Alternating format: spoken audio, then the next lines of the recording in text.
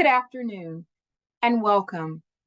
Thank you all for joining us today for Mental Health 101, Suicide Prevention and De-escalation, hosted by the Center of Excellence for Behavioral Health in Nursing Facilities.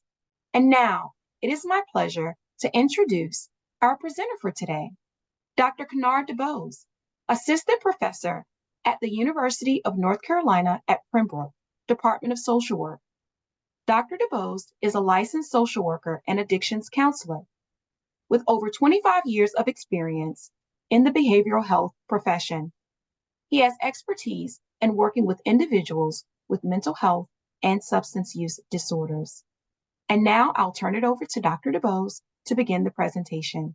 Thank you, Dr. DuBose. Thank you, Nikki, for that very generous presentation. And I'd like to thank all the participants who saw the need to come to this very important training. When we think about mental disorders and mental health and how mental health impacts society, the National Alliance of Mental Illness says that 1 in 5 every individuals suffer from a mental disorder or mental health issue. So that's very common in today's population. And Nikki introduced me as in academia, and that is a second career for me. I'm a practitioner first and foremost, but most importantly, I'm a family member, and just like many of you, it doesn't take we don't have to look far to see folks who are struggling with mental health issues, even in our own families. I'm reminded of a close relative that I had that was struggling with bipolar, all type of mood irregularity. Knew there was a problem, the family knew there was a problem, but they just didn't understand it. And frustrated because of stigma. We'll talk more about that. Because of his frustration, he wasn't getting the outcomes that he needed. Just kept getting in his own way. And it wasn't until he got connected to a qualified mental health provider and the family got the education where they were able to provide that support. And he was able to get good treatment that we are seeing better outcomes from him today. So I just want to start off by saying that people with mental illness, with the mental disorder, they can learn to manage their illness. It can be controlled, and they can be productive citizens with the right support and with the right help. So I just want to start the training off with that tidbit. Okay, so I'm going to come off camera, and I'm going to come back towards the end of the presentation. So I'm going to take myself off camera right now. And so this training, the Mental Health 101 training, is an introductory training to help identify, understand, and respond to signs of mental disorders. We will discuss some of the common causes contributing to the onset or exacerbation of mental health symptoms among nursing home residents, meaning what may start, what may trigger, or what even may worsen or make worse different symptoms related to mental disorders. We will discuss common warning signs and practical strategies of how frontline staff, such as yourself, can support improving resident mental wellness. The training will assist nursing facility staff in developing skills to effectively help and support residents with mental disorders. So if you look at our learning objectives, you can see we're going to define what is considered a mental disorder. We're going to discuss the common mental disorders in nursing facilities. We're going to discuss common causes contributing to the onset or exacerbation of symptoms. And we're going to identify common and practical strategies nursing home staff can use to support residents with mental health conditions. So let's begin by talking about what is mental health and why it's important. As we begin our training that will focus on mental disorders and symptoms, it's first important to establish what is mental health and what it means to be mentally healthy. Now, that's a phrase that we may not hear that often. However, when you think about an individual's mental health, what we're referring to is their psychological, emotional, and social well being, which impacts the way they feel, the way they behave, the way they socialize with others. Now, how we handle stress, how we're able to relate to others, and the choices we make are all going to impact our psychological, emotional, and social areas of functioning. We all have an individualized baseline that's established, that as it relates to how we deal with things day to day, for us coping, for us our expression, for us how we manage our emotions. And just like our physical health, our mental health is an important aspect of us having holistic wellness and being able to perform our daily responsibilities. So, with that being said, let me ask you all, and feel free to list this in the chat. And Nikki, if you can help me monitor it, um, what does it mean to you to be mentally healthy? What does it mean to you to be mentally healthy? If I can get some quick responses, please.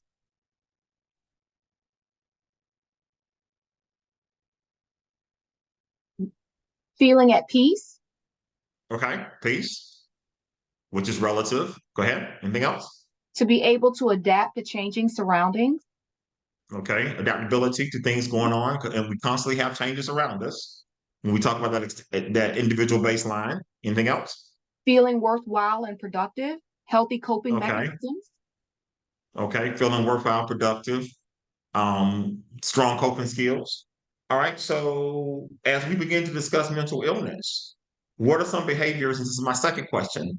What are some behaviors that come to mind that appears to be opposite of being mentally healthy? What are some behaviors that come to mind that appears to be opposite of being mentally healthy? withdrawn, Okay, withdrawn isolation, right? outbursts that do not infringe on others, that infringe on others, delusions, Okay, hallucinations, okay, outbursts, hallucinations, illusions. self Uh-huh. hate. What do you say, self-hate? Uh huh.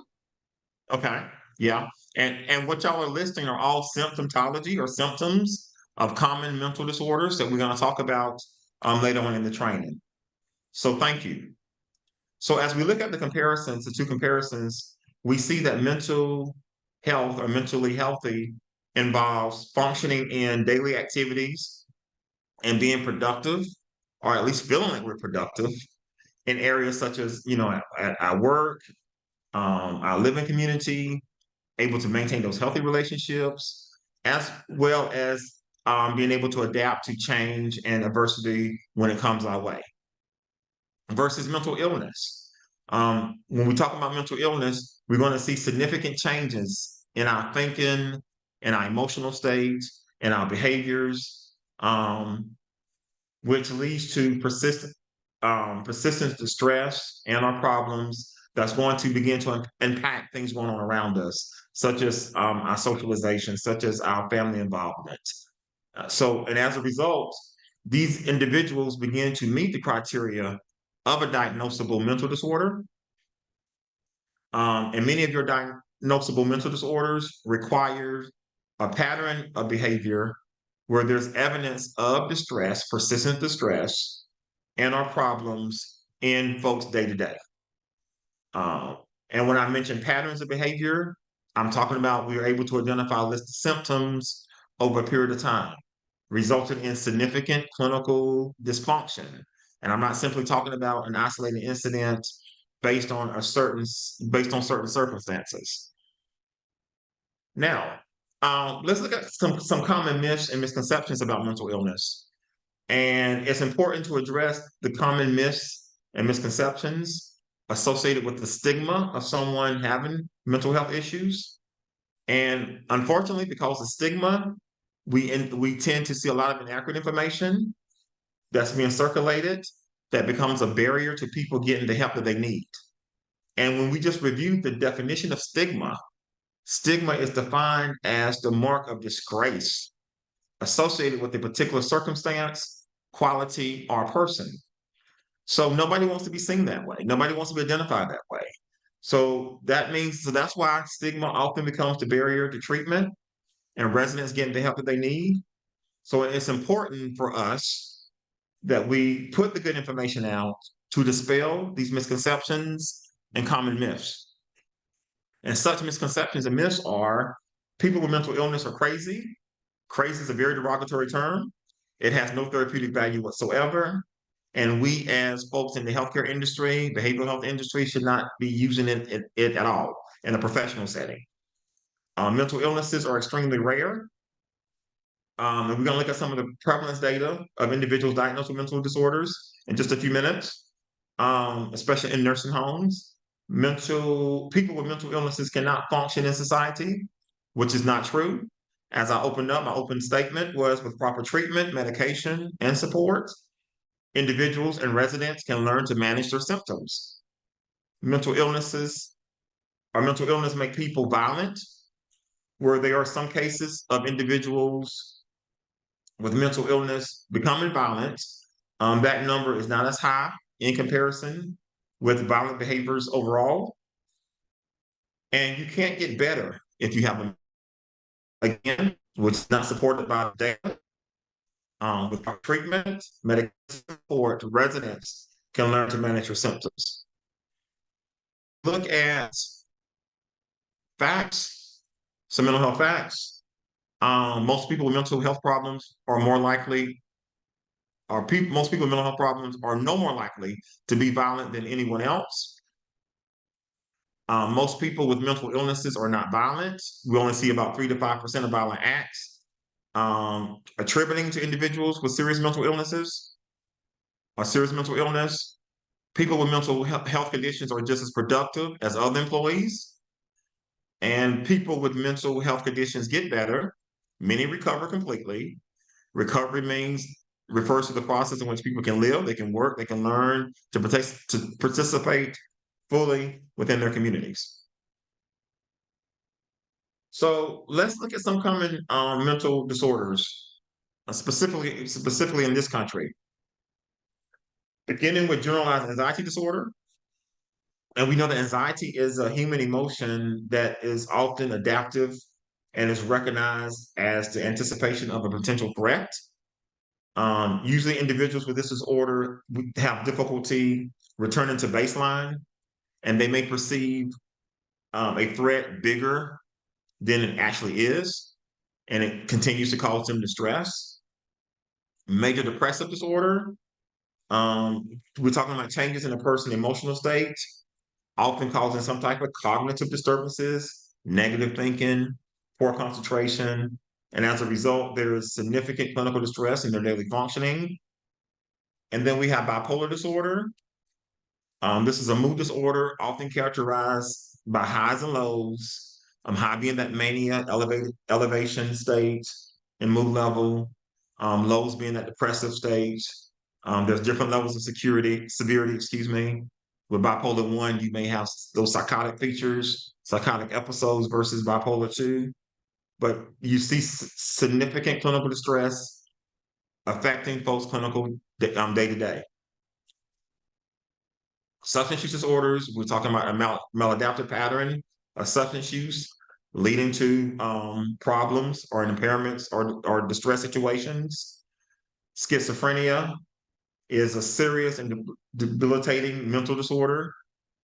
This condition involves distortions in the perceptions of a person's reality, often causing psychosis and impairments, and the person not being able to reason, think, or not being able to be rational.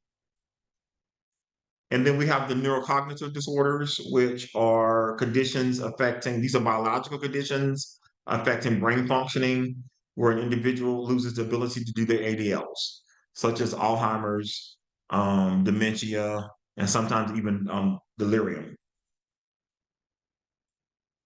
So as we look at the prevalence of mental disorders in nursing homes, according to a study published by the National Institute of Health, NIH, between 65% and 90% of nursing home residents have a mental disorder, ranging from common mental health problems such as anxiety and depression to some of our most serious mental illnesses like schizophrenia and bipolar. And as we look at some of these mental disorders, specifically how they look in nursing homes, um, starting with depression. And I want to share just the average onset. When I say average onset, usually when people are typically diagnosed with major depressive disorder, that's between the ages of 35 to 40. Of course, they may be showing signs or symptoms earlier, but this is very common among residents in facilities due to social isolation, separation from family, community, and the perception of losing independence. When a resident is depressed, some of the behaviors you may see are unwillingness to attend social activities by way of isolation, want to isolate themselves. They may choose not to get out of bed, and some residents may report unexplained aches or pains. They often may have an increase or decrease in appetite, and you may see an increase in agitation, which sometimes warrants the need for verbal de-escalation. Recognize that not all symptoms, not all the residents with depression will have the same symptoms. And then there's anxiety. When we talk about general anxiety disorder, the median age for folks being diagnosed with that disorder is 30 years of age. Again, they may be experiencing symptoms earlier than that age. Anxiety can be harder to detect, particularly in older adults who may find it difficult to communicate their symptoms. Anxiety usually shows up as residents. They may have worries with their health, which results in them having difficulty sleeping or concentrating. You may see them pacing back and forth. You may see increased restlessness. They may appear to be on edge. They may be asking the same questions over and over. They may have difficulty concentrating, showing more agitation, which also may warrant the need for verbal de-escalation. And then you have bipolar disorder. The onset of bipolar disorder is 25 years of age. The average onset. Residents with bipolar disorder will display highs and lows, as I talked about earlier, in their moods. You may see them upbeat at times and then very low emotional, in a low emotional depressive state. Other times, the moods will be polar opposites. Again, high, energetic and then very depressive. And you may see that in a matter of minutes, hours. These moods can last from days to months, and in some cases they may cycle. You may see these behaviors cycling back and forth with the residents. And then schizophrenia. Um, the onset of schizophrenia is late teens to early 20s for men and late 20s to early 30s for women. A resident with schizophrenia may have a very flat affect, very little expression on their face, slow to react to directions. They may be experiencing hallucinations, auditory, visual, hearing things, seeing things that are not actually there. Um, some type of paranoia. You may often see them having conversations with themselves. So I mentioned all of these different diagnoses and the average onset because our mental health treatment and intervention is only as good as our assessment, and we want to make sure that we have the proper diagnosis as you consider the ages of your residents, and as they present with different symptoms and issues. When nursing facility staff recognize the signs and symptoms of these mental disorders, we can begin to separate people from their illness and provide compassionate support and treatment to the resident. And the goal is to provide compassionate support. Um, Keep in mind that mental disorders are medical conditions. They're considered a medical diagnosis, just like diabetes and hypertension. And as mentioned earlier, they're treatable. Residents can be active members in their community once they learn how to manage their symptoms. So as we look at some of the factors that impact the mental health of nursing home residents, being disconnected from family, our community, chronic pain, not properly being treated or being addressed, decline in mental capacity, grieving the loss of loved ones, lack of independence, lack of physical activity, functioning, or mobility, and social isolation. So, um, it would be remiss for us to do a mental health one-on-one training and not mention the elephant in the room, with the elephant in the room being suicide. Um, suicide is in death cause suicide is death caused by injuring oneself with intent to die. If we were to look at the definition of suicide, it continues to be a major public health problem. Therefore, professionals addressing or monitoring the mental health status of individuals should be aware of the warning signs and how to initiate an intervention if need be. Unfortunately, we've seen increased suicide rates, almost 40% between 2000 and 2021, and this is a CDC data point. And so that means that we're seeing one death every 11 minutes. Now, if there's silver lining or any good news to this, the silver lining in this situation would be that suicide is preventable. Suicide is preventable.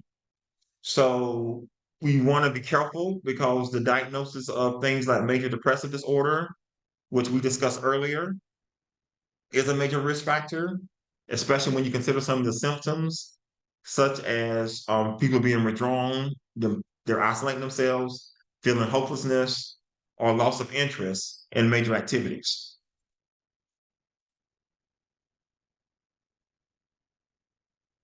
When we look at the prevalence of suicide, older adults have among the highest risk for suicide. Older adults account for 12% of the population, but 17% of deaths by suicide. Older adults tend to plan carefully and use highly lethal means. And for all adults, there are approximately 100 suicide attempts for every suicide. But for older adults, there are approximately 4 suicide attempts for every suicide, which means, unfortunately, when older adults make in their mind they want to do it, they mean business, and it's usually a completed suicide versus being an attempt.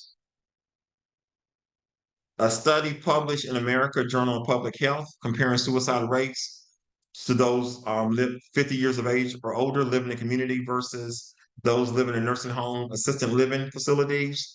What we saw with that study was that the community rate of suicide was 15.66 versus residents 50 or older who lived in long-term care facilities. The rate was 14.16.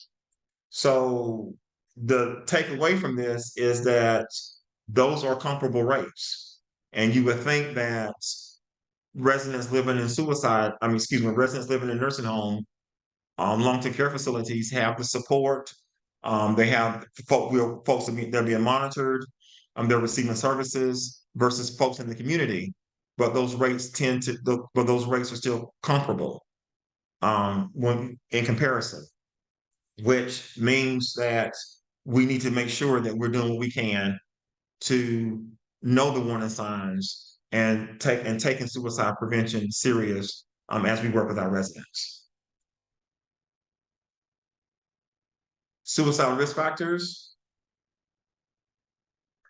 having a mental health or substance use disorder is a risk factor.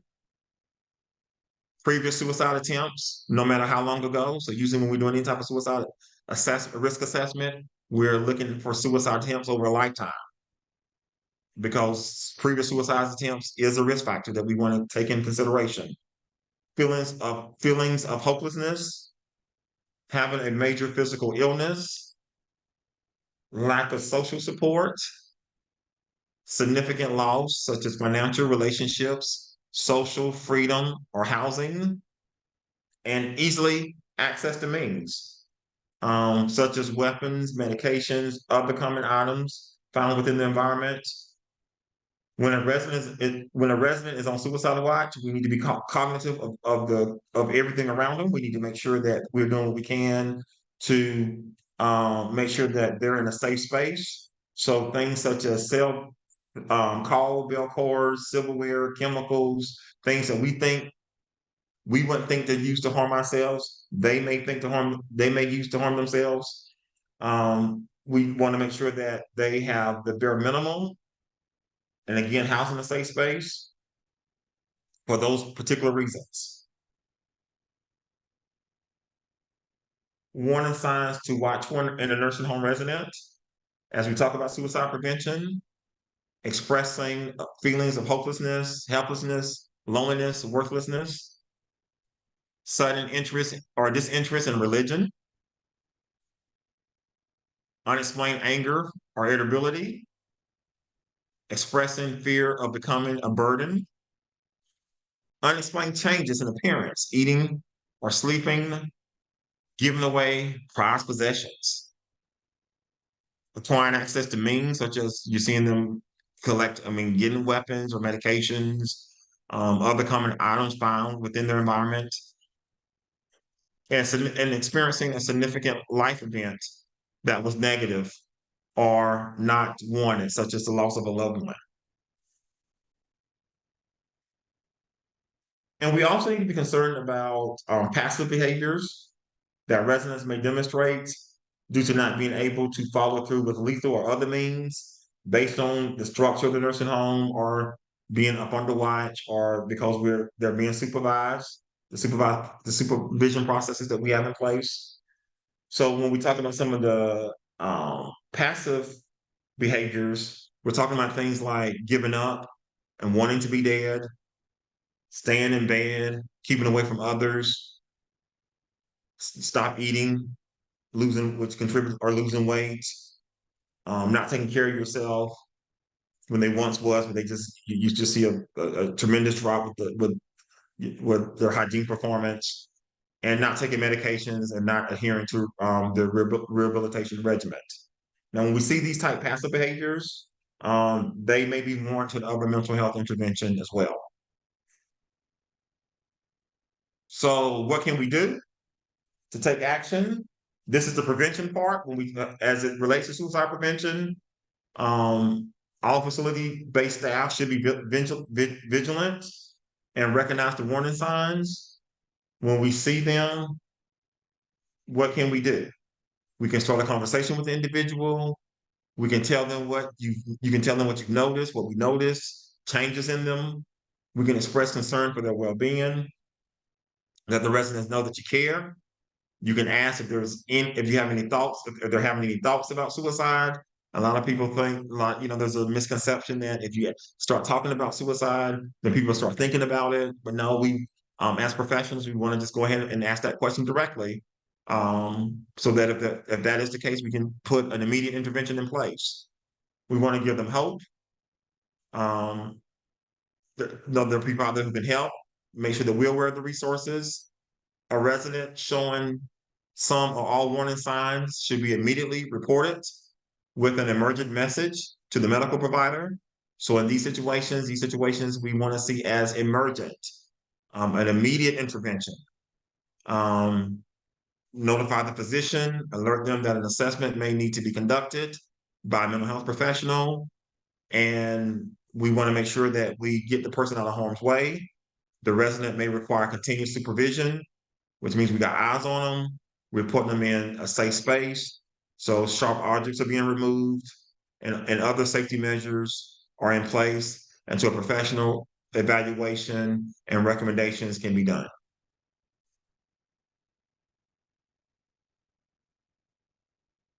So with that being said, what are some activities that promote good mental health? Um, Group activities, participating in group activities, promotes that sense of community, staying physically active, with assistance of appropriate mobile devices if necessary, promote independence, visitation with family and friends, socialization with nursing home residents, um, within socialization with nursing home residents when appropriate. And what I mean by this is we want to make sure that we allow if folks have had folks have had different roles within the community, such as being a spiritual leader or a teacher or some type of pastoral counseling, and there's room or there's value in them offering that service within the therapeutic milieu. We want to empower them to do that. that can allow them to be sociable among the nursing home residents, as well as listening to music and storytelling. Okay, so I want to shift focus and talk about de-escalation. And when we talk about de-escalation, and de-escalation is also an important piece of the mental health training. De-escalation is an important technique when working with anybody in a mental health crisis. De-escalation is in the simplest term, if we had to define it or better understand it. And when I say de-escalation, I'm talking about de-escalating somebody from a mental health crisis. So as I just mentioned, we're looking to change the dynamics of a situation from an individual being upset and volatile within a volatile environment, because usually in those type of situations, people are very unpredictable. So we want to shift that dynamic from to that environment becoming calmer, and that's the individual or the resident becoming more predictable, where violence is less likely to happen or less likely to occur. Now, what becomes our concern in a mental health crisis is safety. Safety for the resident, safety for other residents, safety for staff members. So de-escalation is an intentional effort that individuals, frontline responders, and a lot of times you may be the frontline responder, because when a resident go into a mental health crisis, you're there. You're right before them, and you have to do what you can to de-escalate. So that requires intentional efforts and intentional skills. And these are some of the skills for your consideration. The first one being nonverbals. And when we talk about nonverbals are our facial expressions. We're trying to maintain a neutral face as much as possible. Our body language is very important through our nonverbal skills. We want to be mindful of the positions and distances that we place ourselves to ensure that people are not perceiving us, or residents are not perceiving us as a threat. We want to avoid aggressive stances, no finger pointing, no shaking your finger, no crossing your arms. All that may be perceived as aggressive stances. As well as nonverbal skills, we want to think about our paraverbal skills. And paraverbal deals with our tone and the volume of your voice. It's important for us not to sound cynical. We don't want to sound sarcastic. We want to sound genuine. And we definitely don't want to be loud, having a screaming match with the residents. In this case, we want to model the behavior we want the resident to replicate. So we want them to match our tone. And in order for them to match our tone, then we want to come across as being as calm as possible. They may be in the rafters, hope to bring them down to match our tone. Active listening. Active listening is asking open-ended questions to gather more information of what's going on. The whole strategy here is engagement. We want the resident to see us as concerned. We want to provide encouragement when possible. We want them to know that we're listening to what they're saying. Paraphrase statements by repeating, not word from word, not verbatim, because we don't want them to, because sometimes if they feel there's an echo in the room, by us repeating them word from word, that may come across as sarcasm. But we do want to paraphrase, restate statements so they know that we are engaged, we're listening to them. And we want to begin to validate their feelings. Something has upset them. So begin to kind of validate that we know that they're upset. And so now that they're upset, let's talk through it. Let's talk through it in a very calm manner to see if we can get some type of resolve. And then building rapport. So in your nonverbal, paraverbal, active listening skills, You're working to build rapport with the residents. Call them by name. Immediately connect with them. Call, make it personable. Call them by name. Um, it helps when the client can, or when the residents can see that we're being honest, when they can see that we're being authentic, when they can see that we're being sincere. We never want to make false promises or overextend ourselves. It's okay to show empathy. However, avoid saying things such as "I know what you're going through," because a lot of times people see that as being sort of you can't really know what they're going through, so they may see that as some kind of sarcasm, or they don't take too well to that. Recognize that each resident situation is unique. For example, if you see a resident that's having audio and visual hallucinations, they may ask you, "Do you see what I see, or do you hear what I hear?" I mean, you don't want to be, you don't want to say yes, because that would be, you'll be lying, you'll be dishonest. However, you can respond by telling them that although you don't see or hear what they don't see what they see or hear what they're hearing, you do believe they're seeing things and they're hearing things that is distressful to them, and you want to do what you can to get them some help. So at this point, there's a conversation occurring, and hopefully in a very calmer and respectful manner. So as we look at other de-escalation strategies, we want to know the resident. We want to know 5 common things about them, such as their hobbies, their children's name, their past careers, their favorite foods, because all of these may be beneficial talking points when they're in the midst of a mental health crisis. By way of, some of it can serve as distraction, but some of it also can serve as engagement when you're looking to engage them and connect with them, and they can see that you have that level of rapport with them. So knowing this information can help de-escalate the strike and even calm the patient or the resident.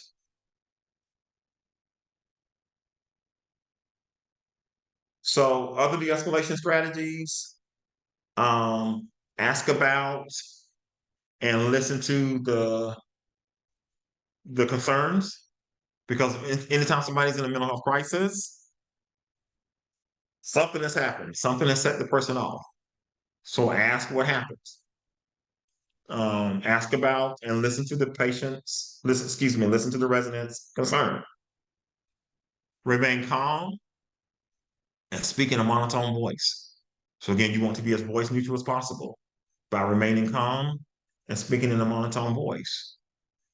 You want to answer questions the residents may have about the situation.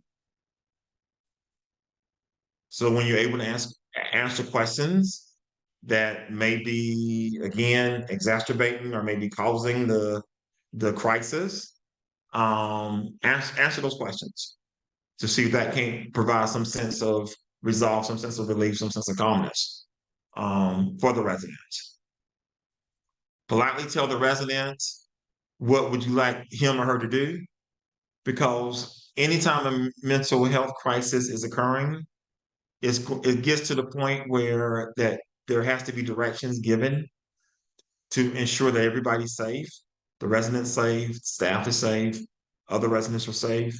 So you're going to get to the point where you need to be able to provide those level of directions as soon as possible. As soon as that rapport has been connected, you got them engaged. Hopefully the situation is beginning to calm itself down, but moving to that phase as quickly as you can get there, so that hopefully that will begin to bring whatever that situation is to some type of resolve. Offer choices. Ask what can you do to make the person feel better. And again, make sure it's something within your wheelhouse. Make sure it's something within your authority. Make sure it's something within your control. Do not take the interaction personally. Again, as I referenced earlier, symptomatology, let's keep that in mind. So a lot of times when people are acting out or they're having these different situations or these different symptoms, I mean, these different issues, it could be a symptom of their mental disorder. So let's make sure that we keep that in mind. And if you're unfamiliar with the resident, consider involving a staff member who is familiar with the resident. You want to tag team as much as possible. Some people may have better rapport, which is okay. Some people may be better familiar, which is okay. And when you see that occurring, or when you see a situation happening and you know somebody, the resident, especially when a mental health crisis is occurring, and there's another staff member who is available, who has better rapport, who the resident will respond to, get them involved. Get them involved, and you all can work as a team to help resolve that situation. So treatment depends on the type of mental illness and severity, of course, but usually there's common treatment practices for folks who need assistance for mental disorders. Those treatment practices are individual therapy, group therapy, medication management, which is essential for some of the most severe mental disorders, as I mentioned earlier, such as schizophrenia and bipolar. Um, Psychosocial interventions, such as skills training, case management, activity therapy, educational groups, peer support, and recovery support groups. What then becomes our responsibility, meaning the responsibility of staff and the facility, to address mental disorders or residents' mental health.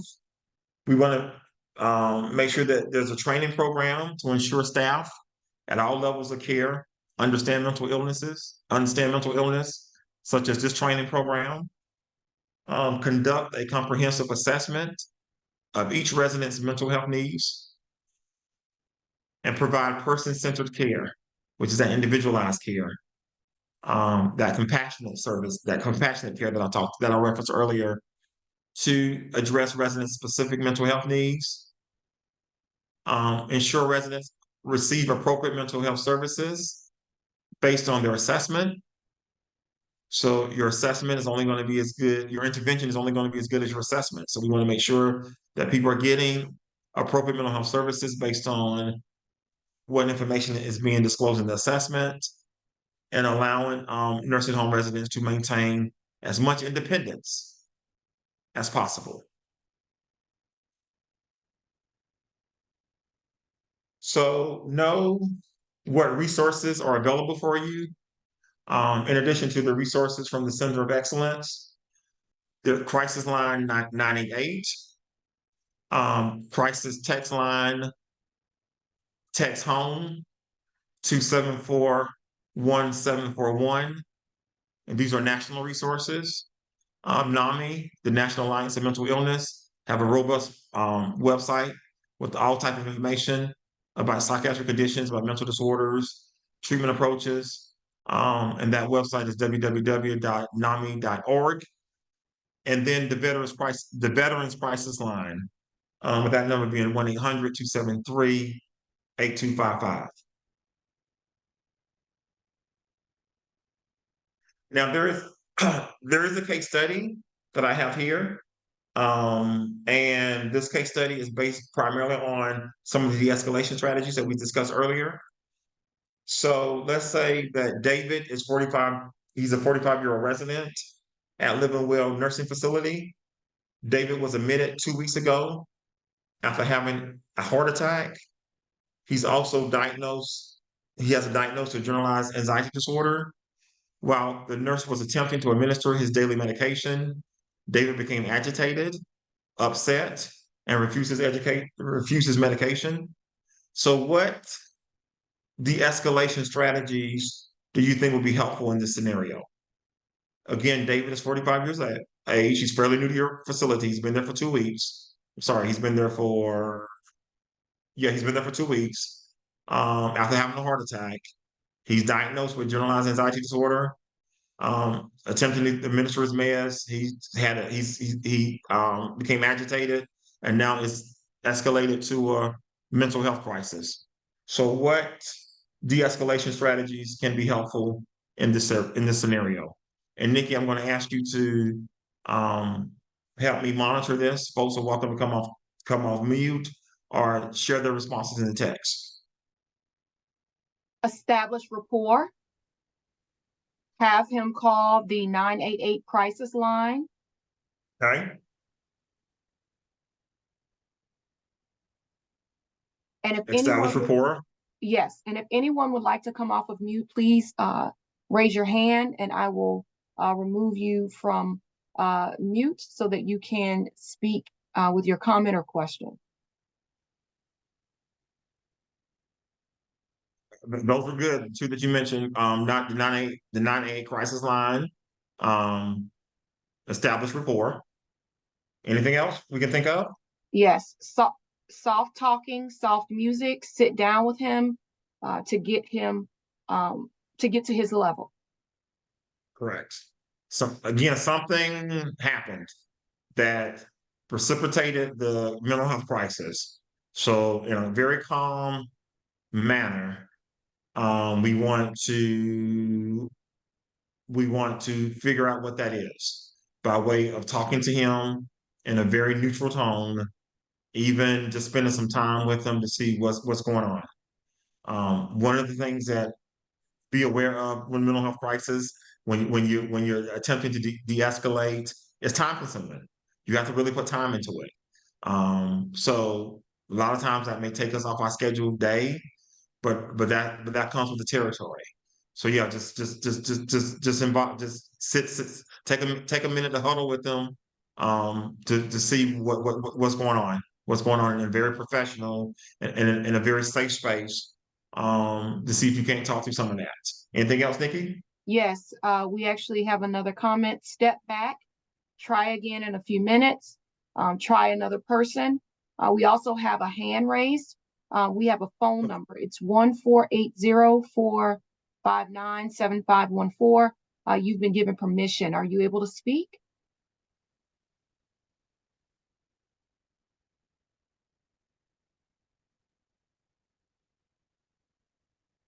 Okay.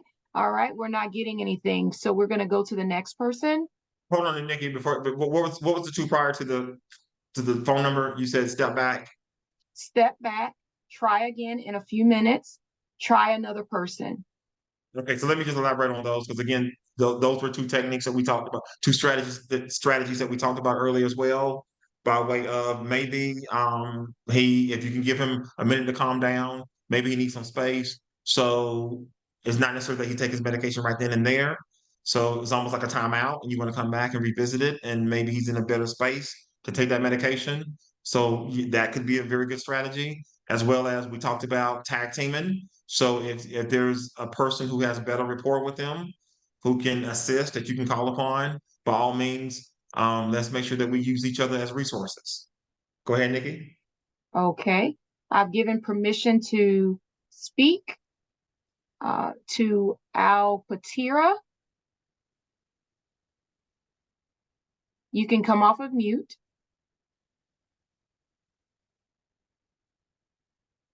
Ask him what you can do to help him out in the situation.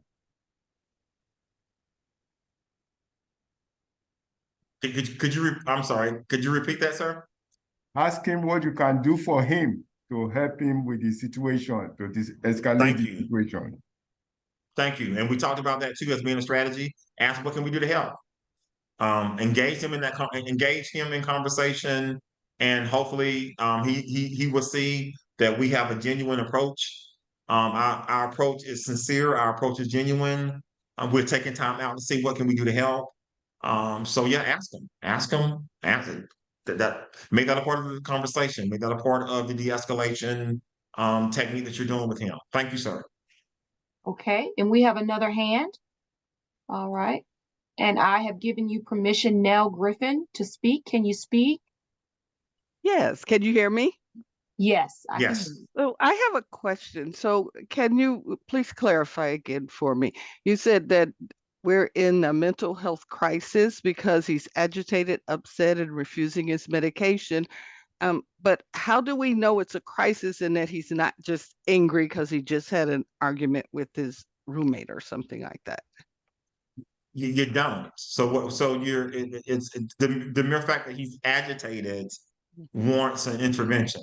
Okay. So you're going to want to drill down to see what's the level of the agitation, and that becomes a part of the quick conversation process of what's going on. The agitation itself warrants the crisis. The agitation could be because of his medication, which this scenario said. As you talk more to him, have a conversation more with him, the agitation could be that he had a problem with his roommate. But the agitation warrants the mental health crisis. So you want to get to the bottom of the agitation. Thank you. That You're welcome. explains it. Thank you so very much. And we have a comment in the chat, Dr. DeBose, and it's Okay. put anything you have as part of the education away. Take a breath and ask David, what was it that caused his anxiety? Mhm. So very good comment. Just is sometimes we just have to step back and have a conversation. Let's just step back and have a conversation. Something happened. What happened? And see if we can ask that question as calmly and as genuinely as possible. As the caller before said, it may be medication that precipitated it. It may be something else. But let's at least ask the question. Okay. Okay. Anything else, Nikki? Yes. We have another comment here. I would say that a person with mental health issues may want that conversation, intervention, as they are seeking attention, especially in the case of borderline personality disorder. Mhm. So I believe Yeah. that's more of a statement that this person is Correct. making. Thank you. Yeah. And again, attention seeking is a symptom. We didn't necessarily cover a lot of borderline personality disorder. We didn't cover that, but attention seeking is a symptom of borderline personality disorder. So yes. So again, that warrants an intervention by way of let's deal with this. Let's deal with that symptom. Okay, thank you so very much. And I don't want to disregard a comment here. Martinez is saying, can you flush the de-escalation strategy one more time, please? If you'd like to go back to that slide, Dr. DeBose, to just review some of those points. But we also want to make everyone aware that if you would like to request any specific training regarding mental health, even additional training within the subject matter today, please visit our website to complete a request, and we can look to provide that training to you. So thank you so very much. And Dr. DeBose, I'll pass it back to you. So I want to make sure I'm clear. Is he talking about the skills right here, nonverbal versus paraverbal versus active listening and building rapport? Okay. Is that the question? The comment is, can you flush the de-escalation strategy one more time, please? And so I believe that were your pointers about different things that you can do for de-escalation strategies. Believe it was your next slide. I'm thinking that it is, or following Way this. of just You had that one. Yes, I think it's that. okay, okay, gotcha. Okay, sure. Ask about listening to their concerns. Um, Again, listen, and that some of you mentioned that as you were talking about what can we do for David. Our tone of voice, remain in a calm tone of voice. Speak in a very monotone of voice. We want folks to match our tone. Answer questions, begin to engage them in conversation in a very calm manner. Ask questions about what happened, what caused the situation. Ask, is there anything that you can do to help him or her within your reason, within your authority, within your control, within your resources. People lack choices. So again, maybe you don't want to take your medication now, maybe you want to take it later. Maybe you want somebody else to administer the medication. So if there's choices that can be provided, give them choices again that doesn't become disruptive to the treatment to the milieu. Not take the interaction personally, because again, separate people from their illness and involve somebody else if necessary, who may have better rapport.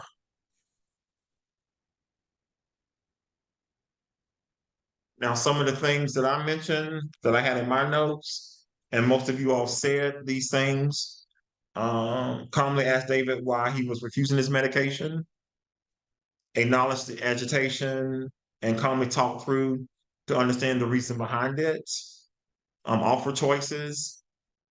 What can you do to make them feel better? Involve another staff, and